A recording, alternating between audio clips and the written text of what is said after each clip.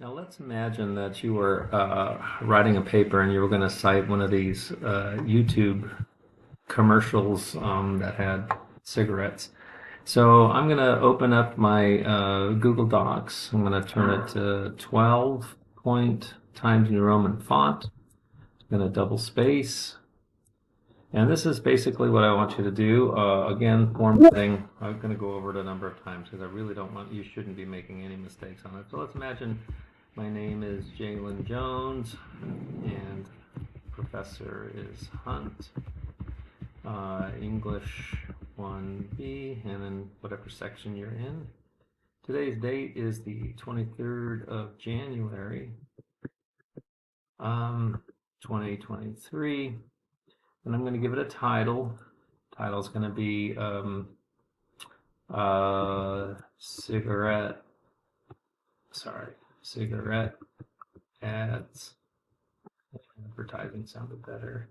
My subtitle will going to be examples of pseudoscience. Okay, so that's my title. I'm going to go back to left align. And once again, always use the ruler. You can go to the view menu if you don't see the ruler and click on it. If you're working on a tablet, it's hard to find the ruler. It's a different, the Google Docs is a little bit of a different program. So imagine that, oh, let's watch the video. Here's a little video. Let me turn the volume up.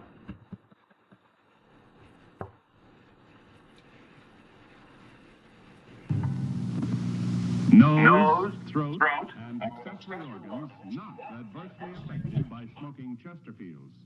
First such report ever published about any cigarette, and it applies only to Chesterfield. A responsible consulting organization reports this study by a competent medical specialist and his staff on the effects of smoking Chesterfields.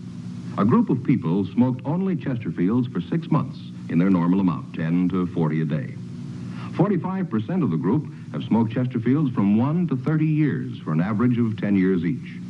At the beginning and end of the 6 months period, each smoker was given a thorough examination, including x-rays. The examination covered the sinuses, nose, ears, and throat.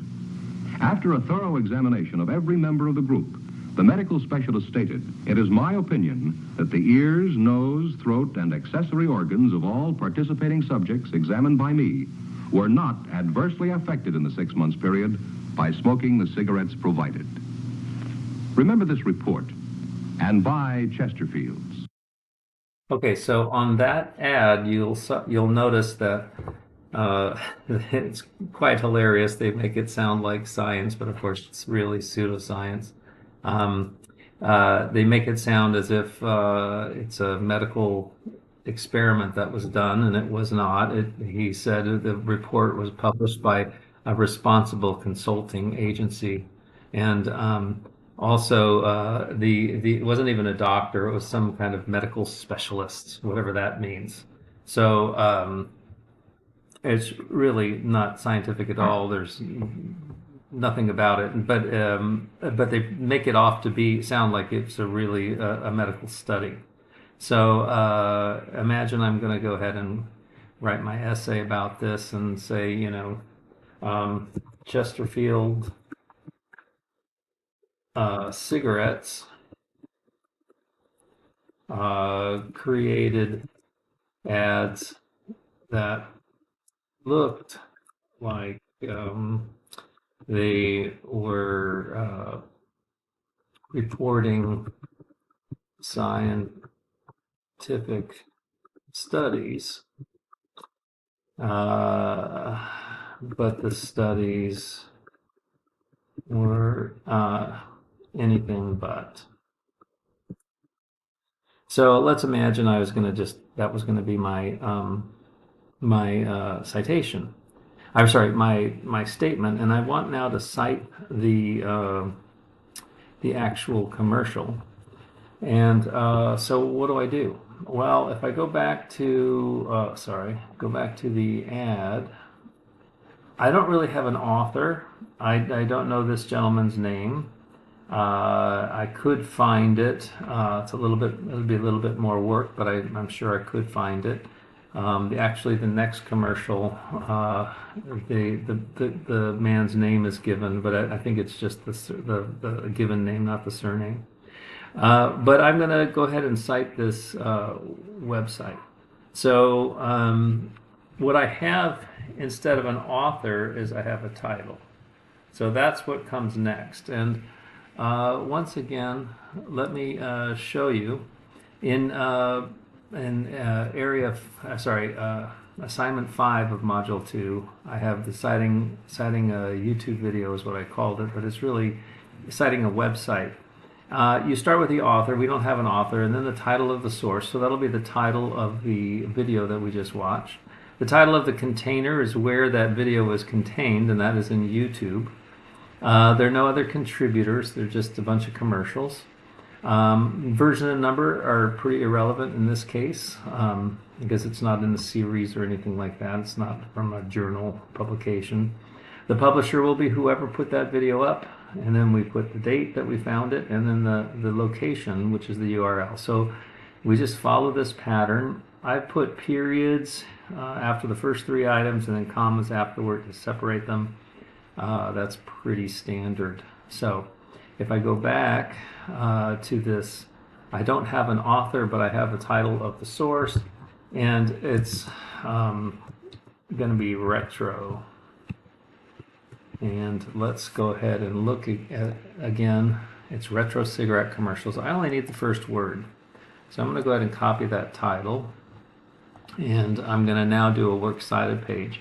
And the way you do a works cited page is you will, at this point in the in your essay, you'll hit Control and Enter. Control and Enter puts in a page break. And I haven't done a header yet. I'll do that next. So let's go ahead and do works cited. And what I do have to do is go up to the ruler and take the indent out so that it's truly centered. Now, when I go to do my works cited page, I'm going to do the opposite of what I do in a normal paragraph. I'm going to pull the whole, both tools over and then put the first line indent back on the margin. And when I go ahead and left align it, that means that this first line starts where the margin ends, and then lines after the first one will be indented. So it's the opposite of a paragraph. So I'll go ahead and do quotation marks, and I'm going to paste. And when you paste without formatting. That makes sure that it stays in Times New Roman 12. And again, retro cigarette commercials is the name of the video. As you saw here, it's written right below the title. What's next after the title is the title of the container, which was YouTube. So I'm going to put container titles in italics, YouTube, period. And then let's look at what else we have. There aren't other contributors, version number, so we go next to the publisher and then the publication date. So I'll find those two things. So Cool Hand Chris Rocks is the person who put this up, who compiled these. So Cool Hand Chris Rocks. So take the italics out and write Cool Hand Chris Rocks, comma. I am going to take the capital out. The reason I'm going to do it is because Cool Hand Chris Rocks has not capitalized it here. I'm just going to do what was done there. And then the date, it says 3 years ago, but if I put over the mouse on that, it says 17 April 2019. So, all right, 17 April 2019, period, comma. And then we have a location of source, which is going to be the URL. So I'm just going to copy it and paste it next. And again, paste without formatting. And you can see, and then I'll put a period and then a space. And that'll make it, by putting a space afterward or an enter, it will make it so that when you turn it in electronically, I can actually check it. So it becomes a hot link. So that is a complete citation of this retro cigarette commercial. And the only thing missing that I forgot to do is I didn't put a header. And so I'm just going to show you how I do that. What I do is I go to the insert menu and click on page number. I'm going to do the top right, and there's no